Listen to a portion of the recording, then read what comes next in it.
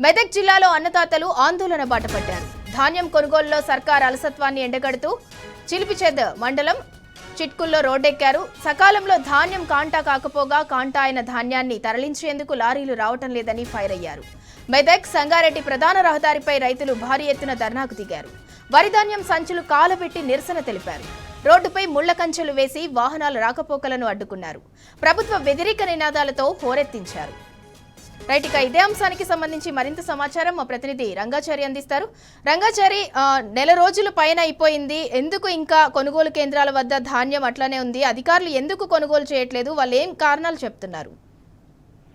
సింధూరా, ఇది ధాన్యం కొనుగోలు సమస్య అనేది రోజు రోజుకు మెదక్ జిల్లాలో తీవ్రమవుతున్నటువంటి పరిస్థితి కనిపిస్తూ ఉంది. ఈ సమస్యను పరిష్కరించే విషయంలో ప్రభుత్వ అధికారులు అవలంబిస్తున్నటువంటి అలసత్వం ఫలితంగా రైతులు రోడ్ల మీదకి వచ్చి ఆందోళనలు చేసేటువంటి పరిస్థితి. వాళ్ళు ఏకంగా తాము పండించిన పంటనే వాళ్ళ కళ్ళ ముందే వాళ్లే దహనం చేసి నిరసన వ్యక్తం చేస్తున్నటువంటి దుస్థితి నెలకొని ఉన్నటువంటి పరిస్థితి వాళ్ళ మెదక్ జిల్లాలో ఉన్నది. ముఖ్యంగా మెదక్ జిల్లా చిలిపిచేడు మండలం చిట్కూరు ప్రాంతాల్లో నిన్న పెద్ద ఎత్తున రైతులు రోడ్ల మీదకి వచ్చి ఆందోళన చేసినటువంటి పరిస్థితి. ముఖ్యంగా చాలా రోజులుగా రైతులు ధాన్యం తెచ్చి ధాన్యం కొనుగోలు కేంద్రాలు అమ్మకం కోసం వాటిని పెట్టడం జరిగింది. ఇప్పటి వరకు కూడా సక్రమంగా ఆ కొనుగోలు కేంద్రాల్లో కొనుగోలు సక్రమంగా ప్రారంభం కాకపోవడం, ప్రారంభమైన కొనుగోలు కేంద్రాల్లో జాప్యం జరగడం, సరైన వస్తువులు లేకపోవడం, అవసరమైనటువంటి బార్దార్న సంచులు ఇవ్వకపోవడం, అట్లాగే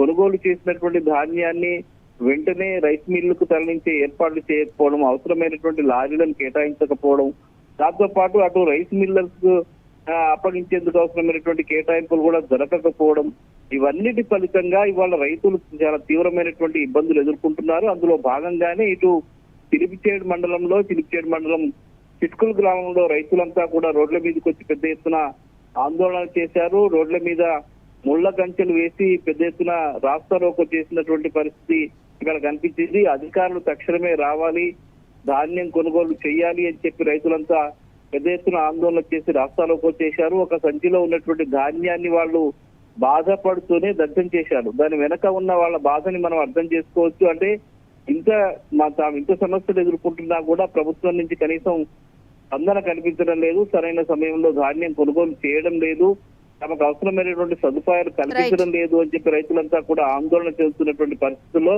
తప్పనిసరి పరిస్థితుల్లో రైతులు ఈ చర్యకు పాల్పడినటువంటి పరిస్థితి నెలకొన్నది. గత నెల రోజులుగా చాలా ప్రాంతాల్లో ఈ ధాన్యం కొనుగోలు ప్రక్రియ ఇట్లాగే జరుగుతున్నది, జాప్యం జరుగుతున్నది.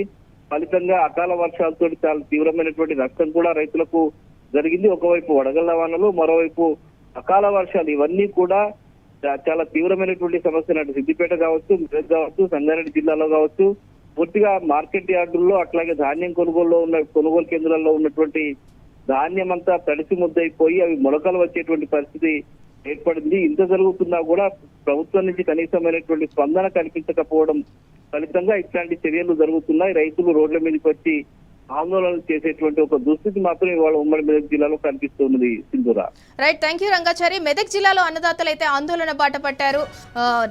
ఎక్కడైతే అంటే ధాన్యం కొనుగోలులో సర్కార్ అలసత్వాన్ని ఎండగడుతూ ప్రధాన రహదారిపై మెదక్ సంగారెడ్డి ప్రధాన రహదారిపై అయితే రాస్తారోకో నిర్వహించారు.